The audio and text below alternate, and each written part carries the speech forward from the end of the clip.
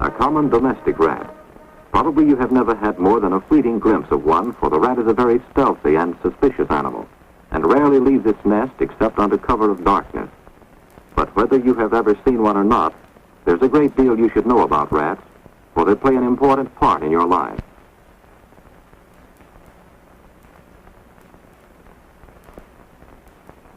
This is a Norway rat, called Rattus norvegicus, one of the 2 common domestic species in the United States.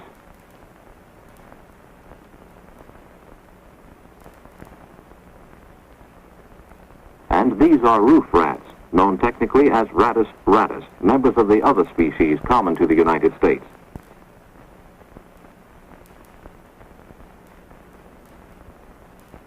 These 2 species, the roof rat and the Norway rat, have attached themselves to man, eating his food, and when they meet in search of food, fighting over it too. Rats like man's dwelling places as well as his food. Often, to suit themselves, they make minor alterations in our homes. All too often, they are as familiar with our kitchens as we are. For as far back as recorded history, rats have made free with man's property and invaded his homes, coming and going about their stealthy business throughout the night hours. The rat doesn't have a narrow range of taste in food. It takes its food where it finds it.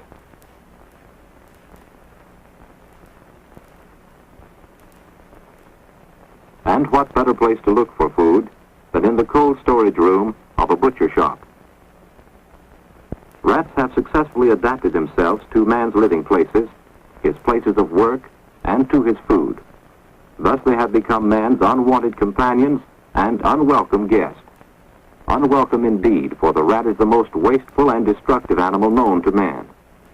He not only eats man's food, but contaminates many times more than he can devour, rendering the remaining food unfit for human consumption.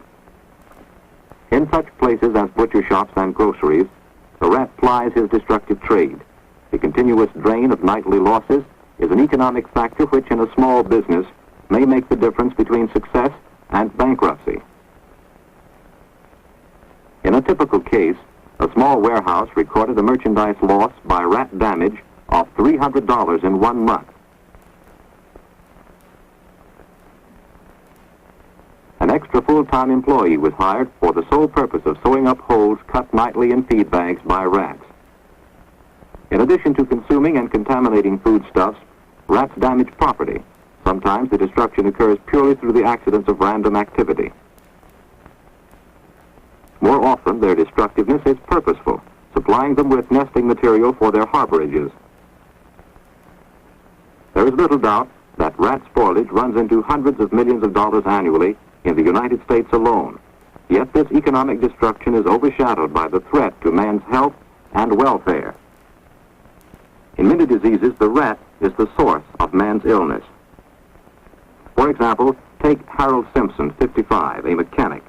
Harold had such a violent attack of abdominal cramps, diarrhea, and nausea that he had to stay home from work. Food poisoning, the doctor called it. This was the 6th case in 2 weeks, and all of those afflicted were employees at the Walters plant.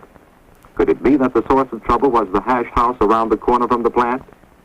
Maybe the answer could be found there.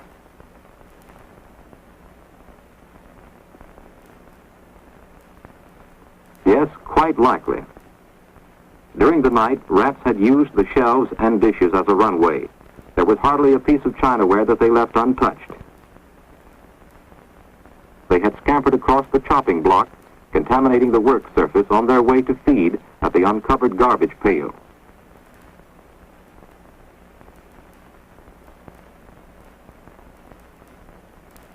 In the morning, through ignorance or negligence, the block was not properly cleaned, although it was contaminated with rat feces and urine, teeming with bacteria. Bacteria, salmonella bacteria, were mixed with the salads. Those unlucky enough to eat the salad for supper were infected with a painful disease, salmonellosis.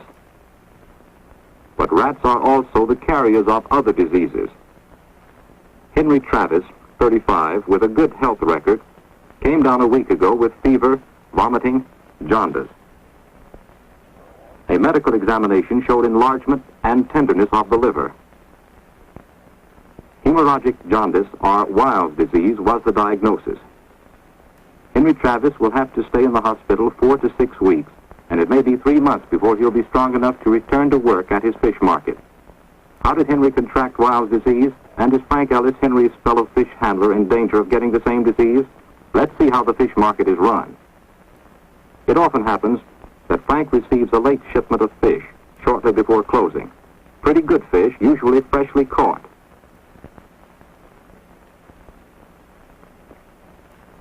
No time to dress them, though, but why worry about that? Ice and salt will keep them fresh until morning. Meanwhile, there are more interesting things to do, like a game of bridge, a trip to a bowling alley, or the movies.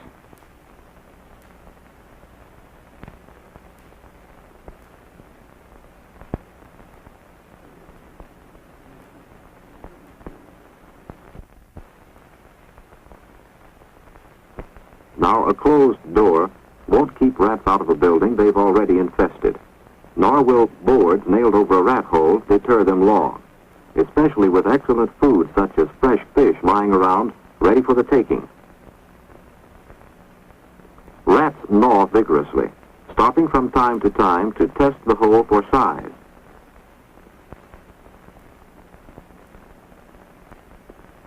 Sometimes one rat spells another at the job.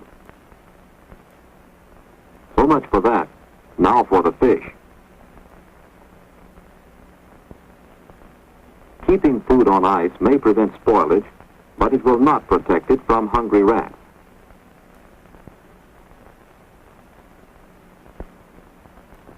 Of course, during this night-long feast, the rats urinated and defecated at their own convenience. Their feces and urine containing the organisms that cause Weil's disease were deposited on wet surfaces, ideal for the survival of the diseased organisms. Rats again. Got to get rid of those critters. Handling the rat-contaminated fish and waste was probably what put Henry in the hospital, and Frank's prospects for health don't look too good either. Weil's disease is an occupational hazard among fish workers and others who, like troops in combat, are exposed to wet conditions where rats are prevalent. Although Weil's disease is most unpleasant to humans, the rats don't mind it at all.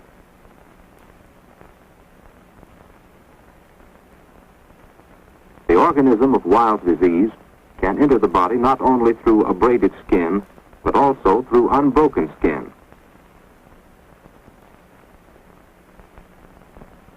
Although rats will rarely attack an adult, they are attracted by the helplessness of children and by the food left around the child's mouth after feeding.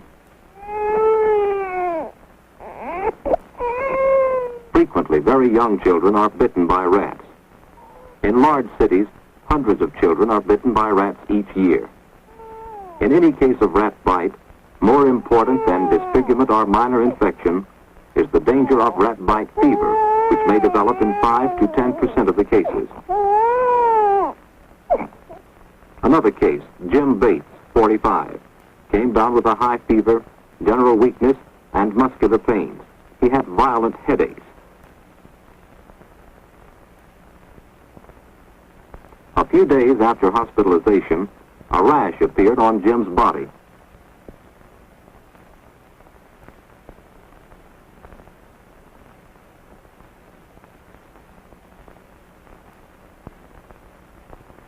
Laboratory tests showed the presence of rickettsia organisms. The diagnosis was murine typhus fever. Jim will have to spend about a week in the hospital, plus a convalescence that may last several months. His recovery will cost plenty, too, in drugs, hospital care, and loss of wages. Now, just how did Jim contract murine typhus? Jim was sweeping up in the cellar of the grocery store where he works. That trap did the trick. Better get rid of the dead rat.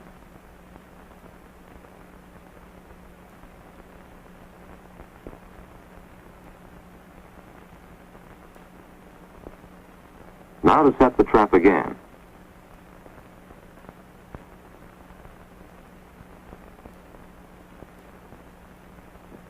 While he was sweeping, something must have irritated the back of Jim's hand. 2 weeks later, he was in the hospital. Here is the probable chain of transmission of the disease. Rats are the reservoir of murine typhus fever. The disease is transmitted from rat to rat by a flea known as the oriental rat flea.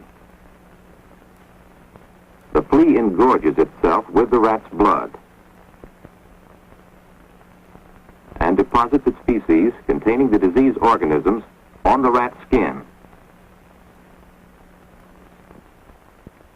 After the flea has had its blood meal, it drops off. In the meantime, the rat scratches itself, forcing the organisms into the abraded skin. It is the flea feces, not the flea bite, that carries the murine typhus organisms. Typhus organisms from the feces can enter the bloodstream through abrasions or other openings in the skin. When the flea is hungry again, it bites another rat and leaves its infected feces on the rat's skin. Thus the disease is spread by rat fleas from rat to rat and to man. Jim Bates probably scratched some of the infected flea feces into his skin. Murine typhus is prevalent in all the southern states and in certain other areas. But of all the diseases the rat carries, the most dreaded is plague. Historically, plague, called the Black Death, has been the worst scourge of mankind. In past centuries, plague has taken the lives of more than 25 million people. Through plague alone, the rat has carried death to more people than all the battles of history combined. But new drugs and insecticides will undoubtedly prevent any large outbreaks in the future. Nevertheless, plague still exists in many parts of the world. It is endemic in the Middle East, Africa, India, China, the East Indies, South America, and the United States. Within recent times, plague has broken out in seaport cities of the United States. In these outbreaks, infected ship rats coming from foreign ports infected the local rats.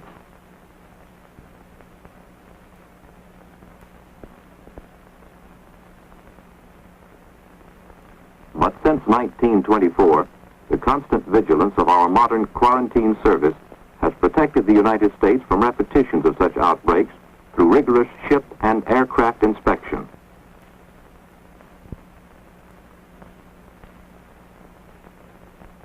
However, a plague reservoir exists among wild field rodents in the western half of the United States.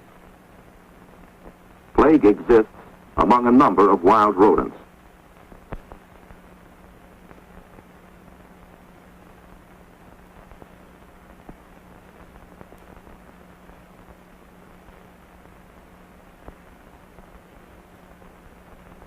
This reservoir of plague in wild rodents, called sylvatic plague, constitutes an ever-present danger. Domestic rats take over burrows of wild rodents, in which infective fleas transmit the disease to the domestic rat. The finding of many dead rats indicates active transmission of plague and is a sign of danger to humans. For the rat fleas will leave the dead animal and carry the infection to live rats or humans. The infected flea attempts to feed on the blood of his new host. The plague organism, Pasteurella pestis, clogs up the flea's alimentary canal, resulting in regurgitation of the infectious material into the bitten skin.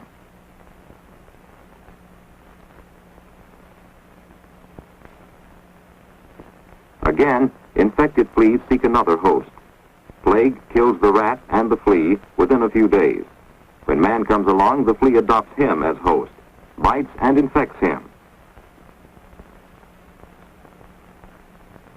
Plague kills the rat, the flea, and the man. The rat is a spoiler and a killer which has flourished by adjusting himself to man's ways. The rat problem is man's problem, a problem which will be solved only when man, knowing the ways of rats, adapts the methods of science to rat control and eradication.